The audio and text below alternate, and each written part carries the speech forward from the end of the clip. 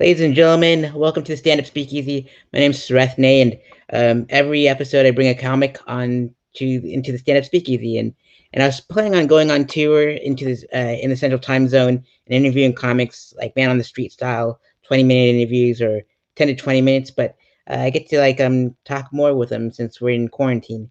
So with that being said, I'm bringing on my guest tonight for this episode is Zach B. Hey Zach, how are you? Hey, how's it going? I'm doing well. Thanks for being on the show tonight. Of course, of course. Awesome. So you're a Chicago comic based out of Northern Indiana, and you're the former owner of the Drop Comedy Club in South Bend, Indiana. What got you into the comic club business? Actually, it's a pretty crazy story. I had just started comedy about 2013. It was 2013. Wow. Time really flies when you're in lockdown. I just started in South Bend, Indiana, Northern Indiana, and there were two clubs, and one wouldn't let you go to the other one, and then the other one was cool, so we went to that one, and it was called the Drop Comedy Club, and it was me and a bunch of other young comics, and the guy running it, it was kind of like a passion project of his, and he had like a real job and stuff, so he had to. He was like, I can't really do this anymore. I love doing this, but this takes a lot of time and effort. And me and it was a few of my peers. We had only been doing comedy for a few months, but one of my friend John was like, "Well, what if we do it? What if we run the club?" And that's it. He was like, "Fine, yeah. If you guys want it, you can have it." And we all kind of just took over. So it was kind of a crazy situation. A bunch of young comics running a room, basically. Indeed, sounds like a fun time. It reminds me of there's two clubs in Jacksonville that were beefing at it with each other at the time at the moment, and it was just like, come on, guys, and Oh yeah. it happens a lot when there's like two comedy clubs in one city, Which is crazy because we had just started and then we didn't understand, we were like, why, what, we just want to get up. We don't care about your guys' problems with each other. We're all comics. We all just want to perform, Yeah, totally reminds me of the East Coast, West Coast beef. Yeah. Very Tupac and Biggie, yeah. Indeed. Oh man. So there's a lot of innocent bystanders in that whole situation, but yeah, I totally feel you, and that's why I love performing on the the underground scene, the alternative scenes, like where it's like bars and stuff. That's like we all got along. It was pretty rad. Yeah, it's great. You don't, and especially when you're starting, you're all kind of the same. For the most part, you have no. And it was such a small, like, supportive scene. Nobody knew what they were doing. So we all figured like, well, there's no reason to squabble or hoard stage time or whatever. We just like getting up and hanging out. So totally, I understand, and that's what I love about the Florida scene is like everyone's like super dope, and I think you'd dig it if you took went on tour here. They got the wild and crazy folks in Daytona. That's where I usually go and perform because my comedy is handled well there. Nice. Just get dirty and wild and like, yeah. all right. That sounds great, man. Indeed, for sure. And so let's see here, and your what are some of your favorite venues that you perform now in Chicago? Oh man, there's so many rooms here. Well, I mean, before quarantine, now everything's kind of to a standstill, but just everywhere, I like the Laugh Factory, a lot of like weird like bard shows, like Comedians You Should Know. It's at this bar called Timothy O'Toole's, but it's like it's one of the best shows in Chicago, like that I've ever been to, period. Honestly, they run it like totally legit. That's a great one. Beat Kitchen, it's like a music venue. They run a show there. That's one of the longest running shows in Chicago. That's a great one. Yeah, I don't know. There's so many. It's like all just flowing through. Like, what's another good one? I have friends. They run a show at a bar at a pool hall. It's called Pressure Billiards. Uh, that's a lot of fun. Like, it's so crazy the amount of great stages and great showrunners and stuff that live here. You know, it's one of the best cities I think to like do comedy in. Like, it's awesome. Yeah. Indeed, most definitely. I love performing in pool halls. Like, I recorded my own comedy album in a pool hall. Nice. Yeah, it was in Daytona Beach, and it was called Sex, Drugs, and Rock and Roll. And it That was like sounds awesome. yeah, it was like 30 minutes of my best stuff, and it's just nothing but dirty material for like 30 minutes. And it was just like, oh, all right. Yeah, the whole energy is pretty wild. But I definitely dig Chicago for sure. Like, I performed there twice and on two shows. One was at the Red Line Tap, and the other one was at the Annoyance Theater. Oh, And Annoyance. That's a great one. Yeah. oh yeah, fantastic venues. I plan to go back in May and September, and so hopefully I can get on some shows while I'm out there and meet you in person and all that good stuff. So Yeah, definitely. We'll roll through the city together. You know, it'd be great. absolutely, hopefully COVID's coast is clear for sure. Yeah, that's been the main. I don't know about you. I've never gone this long without doing stand up. It's bizarre. Like,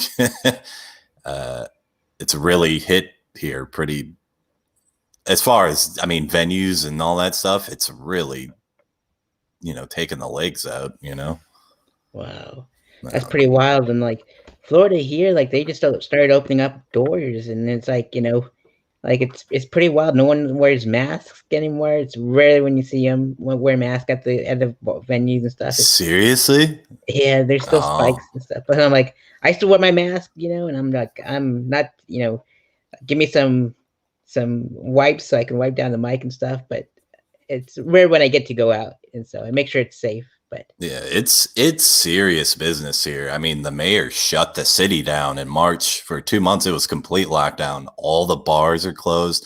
All the venues are closed. There's a lot of venues now that like they're afraid like they're just gonna be gone just because of COVID and everything. And you have a handful of people here like that were they were doing stand up like outside. There's a guy. His name's I know his name on Facebook is like Johnny Olive Oil or something, but he was doing stand up out of the back of a pickup truck, like uh, him and Donovan Strong O'Donnell, that's his name. He was doing a stand up show where like he was driving his pickup truck around and he had a speaker in the bed and he just park at a random place and he would do stand up there. There's people doing them off of stoops of their apartments.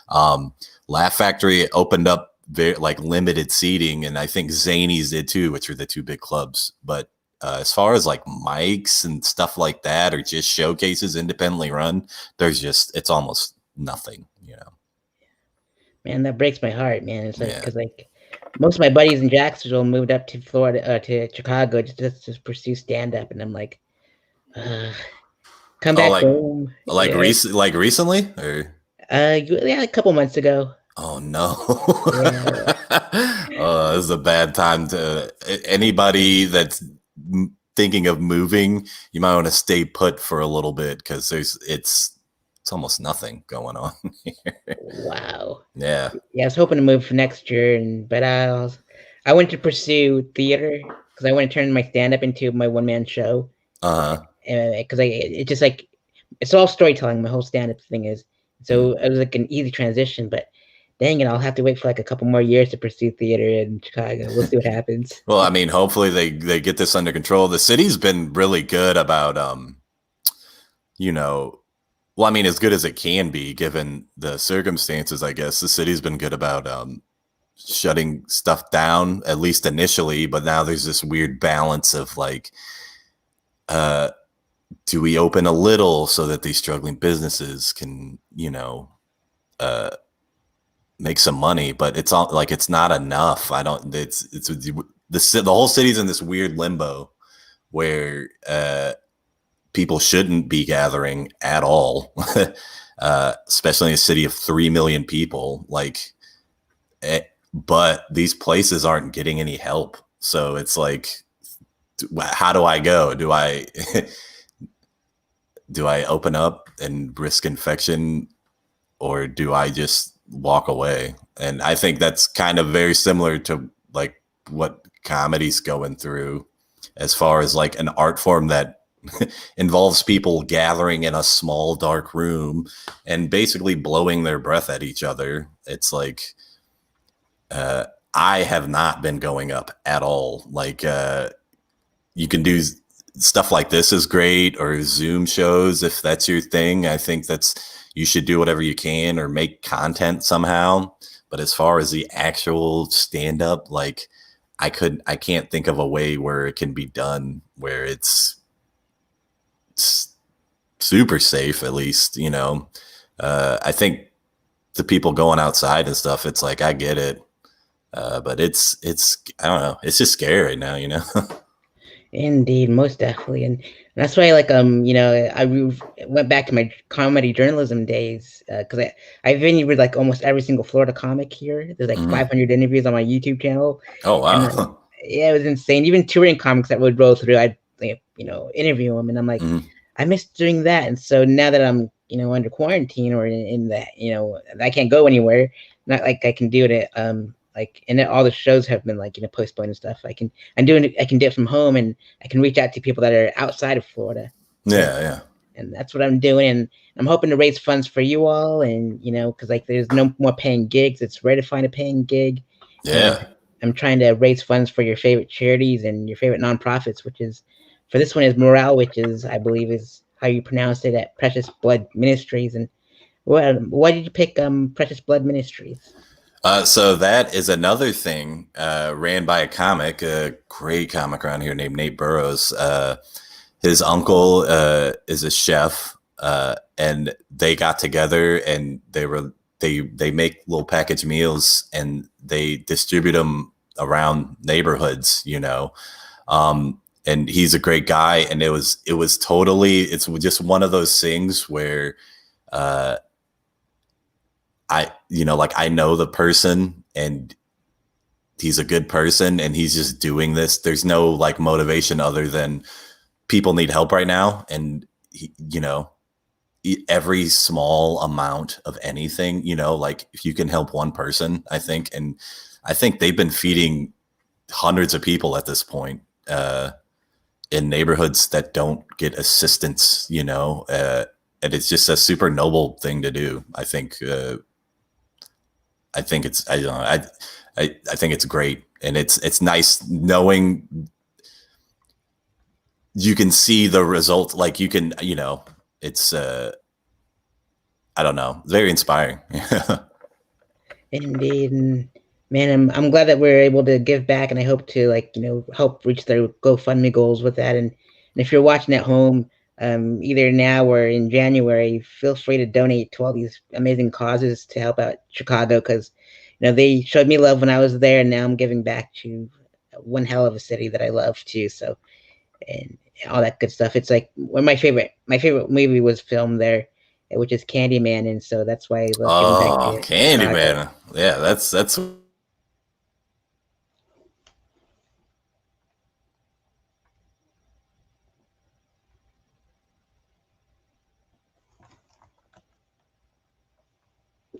But we'll have your mic come back, and I think I can click it from here. Unmute it from your side, and you should be able to, come back in. There we are. Okay, sorry about that. No worries, but we were talking about Candyman and stuff. I don't want to say his name 3 more times, or else we'll get in trouble. Yeah, we already said it a couple times, and there's enough mirrors around here that I'm not trying to be some part of an urban legend. So that would. Indeed. And that's why I want to go there in Chicago in August to catch the premiere there, because I don't think there would be like any other cool feeling to catch the movie, a premiere there of one of my favorite movies reincarnated. Oh yeah. Indeed. I want to take a grand tour of all the locations that they shot, of or filmed there. So that'd be awesome. Yeah, I know the main. Have you ever? I don't remember if it was like a featurette on the DVD of the movie or whatever, where they talk about Cabrini Green, the place they shot Candyman at, which isn't around anymore. But I mean, you can still go to where it's at. That's a wild story. Like, Yeah, I mean, people but like, were. Sorry, go ahead. oh, you go ahead. Oh, just that people, camera crews are getting shot at, and like, they just had to hightail it out of there and stuff, like real serious, like gang stuff. Yeah, and they had to pay them and for them to film and Yeah, include them in the movie, and it came out like when it premiered. It happened during the LA riots, so that sparked some more controversy in that featurette. I remember them talking about. I'm like, man, there's so much. But I'm glad that Jordan Peele pushed it out for next year, because like he had Lovecraft Country this year, so it's good to yeah, keep it in 2021 where he can keep his streak going. So yeah. I think it's great. You're seeing a lot of this with the movie industry. People like trying to put movies out in theaters and stuff. I'm like, you might just want to call it, dude. I don't, like, push it to next year. I feel bad for him, but it's like, I mean, I don't. What do you do? yeah, like I caught two movies recently, and I was watching The Empty Man, and there was just three of us in there, and it was like not really promoted that well, but it was really good. And then I went and saw Possessor, the Brandon Cronenberg movie, and I was the only one by myself in that whole theater. It was really nuts. So Yeah, they're renting theaters out now, right? I think like AMC is like you can get 20 people and pay $100 and go watch whatever you want, I guess. yeah, they should put on comedy shows that way. That'd be pretty dope. Yeah, just a giant Zoom head on the screen, and That'd be super dope for sure. I'd pay to go see that. Oh man. And so Zach, this next portion is when I ask questions to comics that I've asked all the comics that I've ever interviewed in Florida and touring comics. And I was hoping to do this with you and the rest of the comics that have been on this speakeasy so far. So with that being said, Zach, what inspired you to perform stand-up comedy? Just it's one of those things. I think. So my dad and his siblings, is a very like humor based family. Like we all laughed and ribbed on each other and stuff. And I think when I was younger, it was probably like I was way too young to see Eddie Murphy's Raw and Delirious. But my dad's like, like you're watching this. This is like important. And I think I saw that, and I was a kid, and I was like, I would love to do that. And it's one of those things where you don't think it's a possibility. Like it's like there's no job application for being a comic. So I think I always wanted to do it just from my family making each other laugh and seeing people like Eddie Murphy or I got real into Carlin when I was a kid. And I was just like, man, how great of a job would it be to all you're doing is just cracking jokes all day. And yeah, that's it. I think it's just like a lifelong thing. Like, Indeed, most definitely. And if what was it feeling like when you first performed stand-up? oh, pure terror. Pure terror. I remember how scared I was. Like, I saw a banner for an open mic, and it all kind of came together. I was like, oh, that's where it starts. I'm like, well, and I I went to this place, and there were like six. I went to the open mic just to scope it out, and there were like six people there.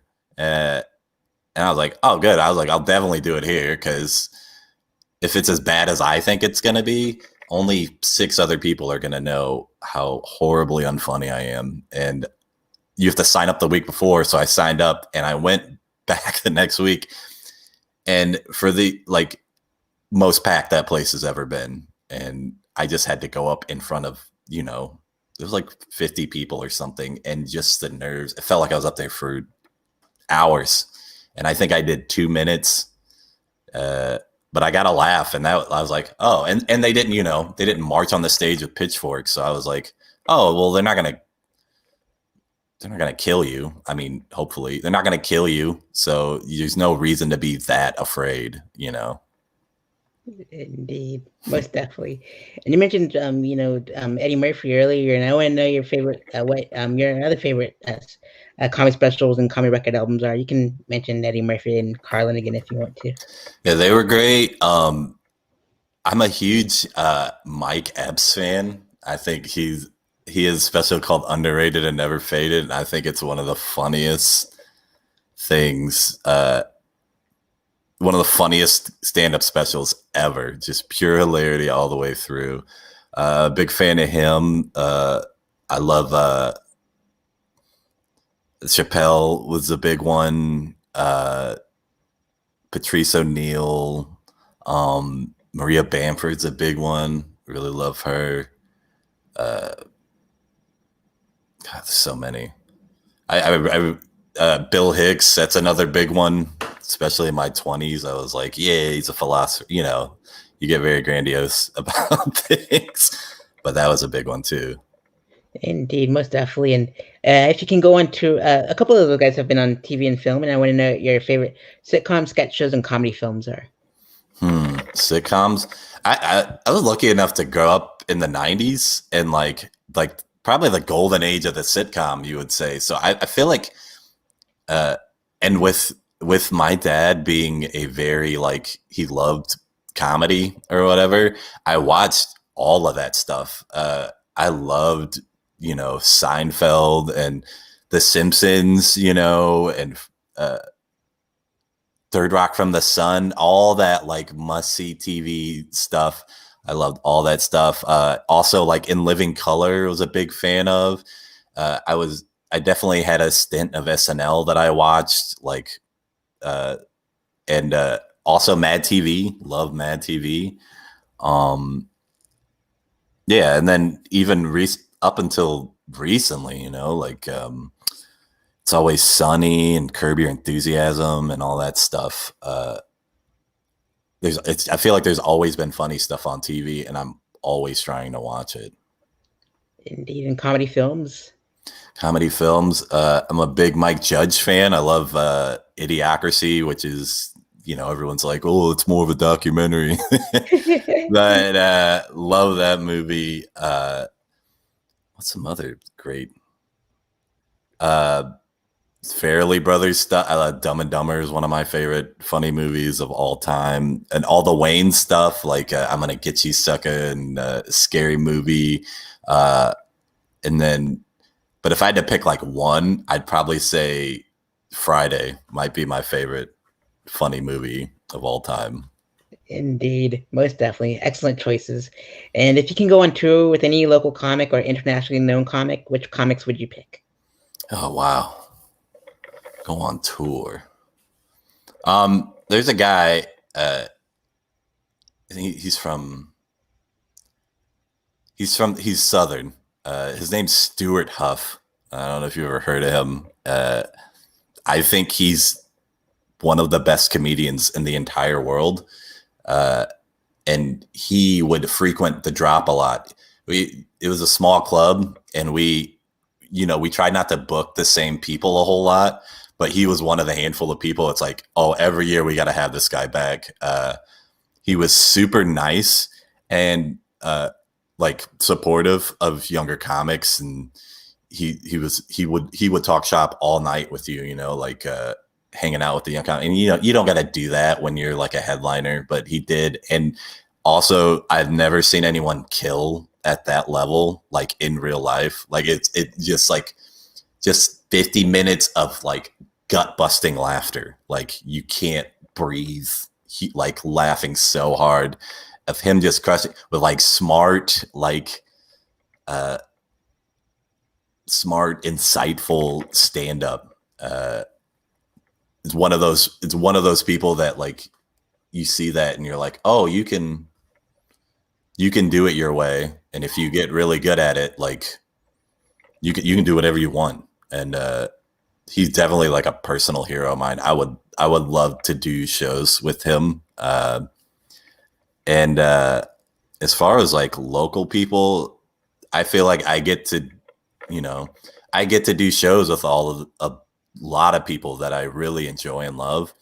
Like if I could just take like this whole city, like the group of comics, and move around like that, that would be, it's like you're kind of living the dream a little bit if you're here. So Most definitely. And if you can get roasted by 5 comedians, top 5 past and present, which comedians would you like to get roasted by? oh man, let's see. Don Rickles would be one. It'd be really good. Also, Joan Rivers, I think, would be a really good one. Who's so good at Greg Giraldo is one of my favorite roasters of all time. I said Mike Epps earlier, especially. I feel like that's another one that would be great. And who would be the fifth one? Maybe Bernie Mac. Bernie Mac's another one. Chicago legend. Absolutely. I love that guy. And let's see here. If where do you see your comedy career in the next 5 years? Hopefully we're doing it again inside. The future seems so uncertain given the circumstances right now, but I would just love to be going up. I'd love to be doing shows wherever I can. I'd love to be, back traveling, doing stand-up, because it's one of those things where it's like it's all you want to do, so I can't see myself without stand-up in 5 years. Hopefully I'm just saying, if in 5 years we're back even just doing open mics and people are safe and stuff, that's all I'd like to picture that, Indeed, most definitely. And let's see here. What other forms of comedy would you like to venture off into, like improv, sketch, comedy writing, acting, directing, etc.? I've tried sketch here and there. I love sketch. It's so much work. For like a 3-minute sketch, it's a ton of work, but it's super rewarding when it hits, which feels kind of similar to stand up. Love sketch. I love podcasting as well. That would be another thing. I've been slowly amassing all the equipment to stream on Twitch just to work that muscle of like talking to a crowd of people. So podcasting and streaming, I think, are 2 viable options that I'm interested in. I'm going to try and like work towards more. Indeed, you have the gear that I just that already. So if you don't have, I have a StreamYard that I use, which is fantastic. It'll go straight to your YouTube, your Twitch, your Facebook, whatever you want to go, and it's like all cloud based. So it's super easy, nothing to download. So if this is really cool. Yeah, I'll hook you up with a link, and then it's like 1, 2, 3, easy to go. Boom. So awesome. You can design the ticker and stuff like that, and all that good stuff. So. Awesome, I appreciate it. Yeah. Yeah, indeed, most definitely. And let's see here. What is your favorite joke a comic has ever written? Oh wow, that's a favorite joke a comic has ever written. Ever? Oh man. Let's see. Oh man. Maybe I don't know if this is my absolute favorite, but the first one that came to mind was it's a comic that I started with. His name is Jake Wells. He was one of the other owners of the Drop Comedy Club. He also moved to Chicago, and he has a joke about performing with a comic that goes by the name of Sweaty Hands, and it's one of those jokes where I feel like when you see your friends you perform a lot and stuff, you're like, oh, he's doing, like you'll go smoke a cigarette sometimes because you're like, oh, they're doing this or whatever. He's one of the very few comics that I've probably seen him more than anybody, and I'm like, do that joke. Like, that's the funniest. I laugh so hard every single time because it's just a funny story. I feel like the more comedy you watch, you get a little jaded. It's a little harder. The threshold of like what's gonna make me laugh really hard. So when you get those little gems like that, you really savor them. It really sticks with you. Like it's something that can catch you off guard like that after seeing so much comedy. Indeed, most definitely. Sounds like a great dude for sure. And let's see here. What experience would you like your audience to take with you after your set has come to an end? I think generally it's I talk about race quite a bit. Obviously, being a brown person from Indiana comes with a lot of interesting scenarios and stuff. A lot of like if people can relate, I think that's really.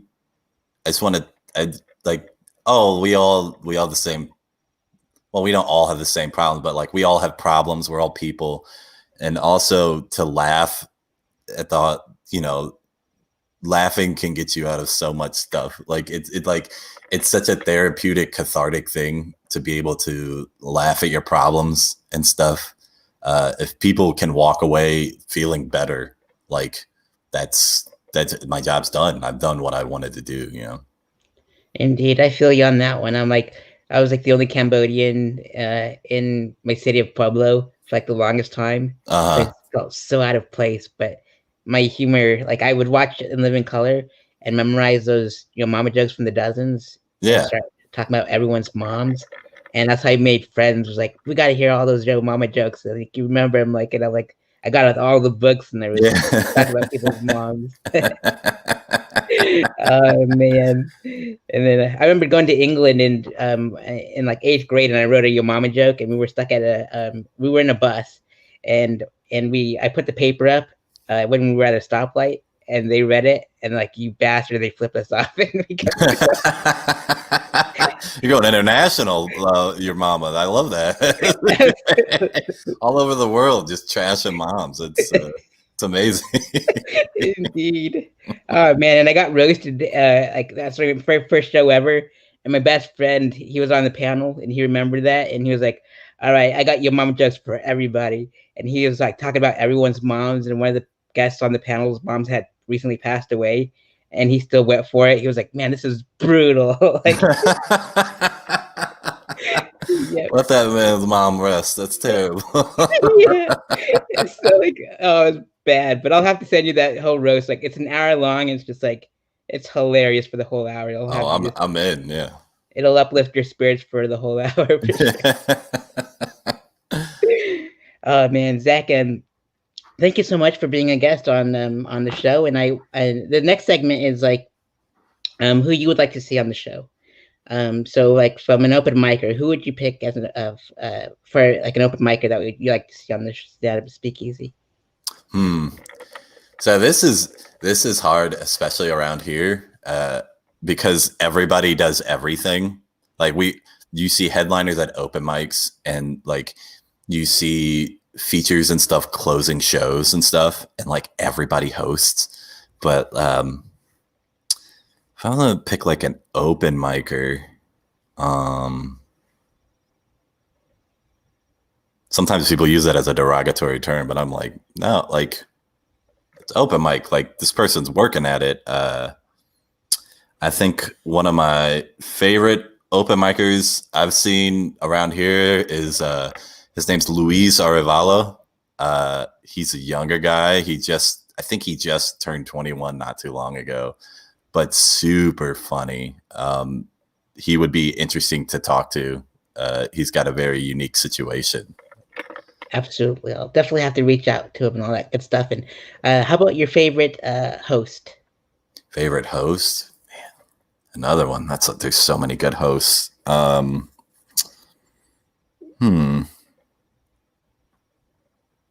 Good host, good host, good host. Host I'd love to hear talk.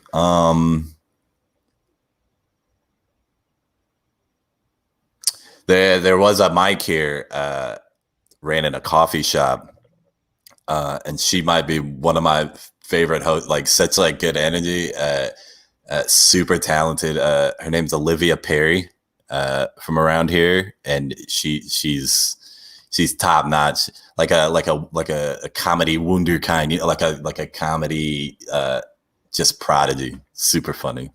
Indeed. And your favorite feature? Favorite feature? I had to go to shout out my boy Jake Wells, the guy that did the joke. Another one, super funny, great writer, like one of my favorite writers. Like he's always one of the comics I can always watch. Like I'll always be sure to watch him do his stuff, even if I've heard it a million times. He's a great one. Indeed. And your favorite headliner? Favorite headliner? Man, Chicago's another one where there's just so many killers out here. Like, I've really, I've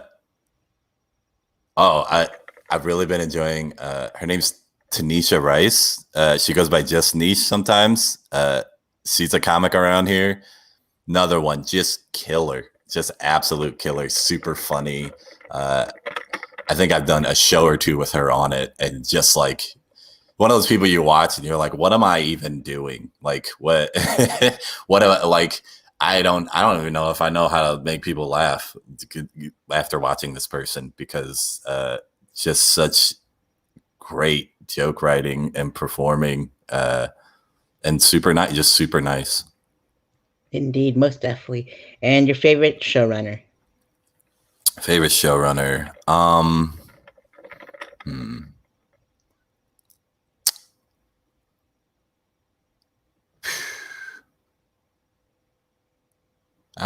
Maybe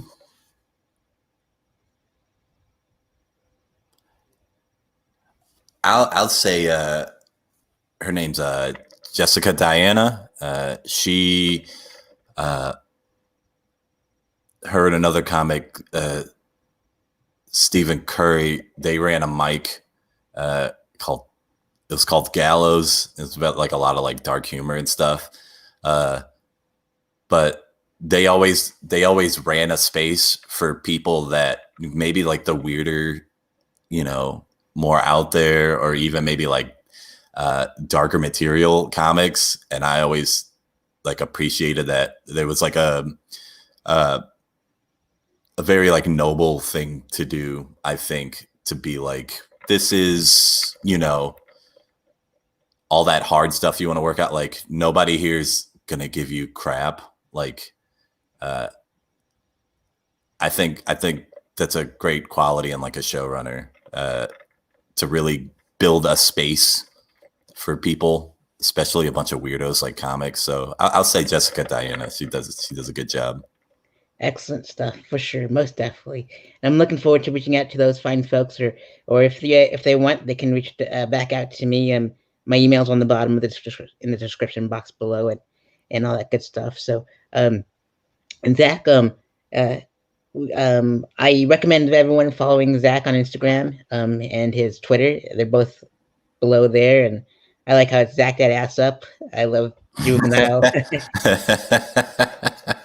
Good stuff. For the 99 2000, yeah. Absolutely. Indeed, most definitely. And then please donate to Morale Witches at Precious Blood Ministries. Their GoFundMe's scrolling in on the bottom there, and help them find folks out for doing the very best for the community.